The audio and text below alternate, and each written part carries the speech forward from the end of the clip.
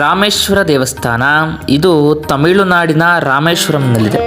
ಈ ಒಂದು ದೇವಾಲಯ ಚಾರ್ಧಾಮ್ಗಳಲ್ಲಿ ಒಂದಾಗಿದ್ದು ಹಾಗೆ ದ್ವಾದಶ ಜ್ಯೋತಿರ್ಲಿಂಗಗಳಲ್ಲಿ ಕೂಡ ಒಂದಾಗಿದೆ.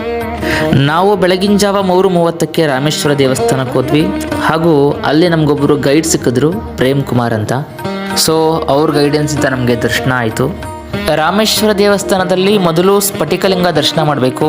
ಈ ಸ್ಫಟಿಕಲಿಂಗ ದರ್ಶನ ಬೆಳಗಿನ ಜಾವ ಕೇವಲ 1 ಗಂಟೆ ಮಾತ್ರ ಇರುತ್ತೆ. ಸೊ ಆ ಸಮಯದಲ್ಲಿ ನಾವು ಸ್ಫಟಿಕಲಿಂಗ ದರ್ಶನ ಮಾಡಬೇಕು. ಸ್ಫಟಿಕಲಿಂಗ ದರ್ಶನ ಆದ ನಂತರ ಇಲ್ಲಿ 22 ಬಾವಿ ಇರುತ್ತೆ. ಸೊ 22 ಬಾವಿಗಳಲ್ಲಿ ಕೂಡ ಸ್ನಾನ ಮಾಡಬೇಕು.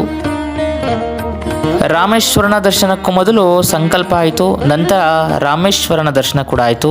ಬೆಳಗಿನ ಜಾವ 3:30ಕ್ಕೆ ಹೋದ ನಾವು ದೇವಸ್ಥಾನದಿಂದ ಆಚೆ ಬಂದಾಗ 11:30 ಆಗಿತ್ತು. ನಂತರ ನಾವು ಧನುಷ್ಕೋಡಿಗೆ ಹೊರಟ್ವಿ. ಧನುಷ್ಕೋಡಿ ಅಂದರೆ ಶ್ರೀರಾಮ ಸೇತುವೆ ಇರುವಂತಹ ಜಾಗ.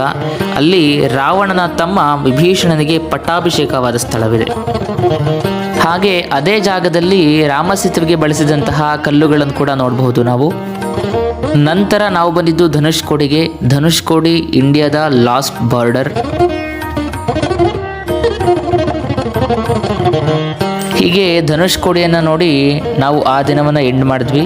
ನೆಕ್ಸ್ಟ್ ನಾವು ಕನ್ಯಾಕುಮಾರಿ ಹೊರಟ್ವಿ. ಸೊ ಮುಂದಿನ ವಿಡಿಯೋದಲ್ಲಿ ನಾನು ಕನ್ಯಾಕುಮಾರಿ ಬಗ್ಗೆ ಹೇಳ್ತೀನಿ.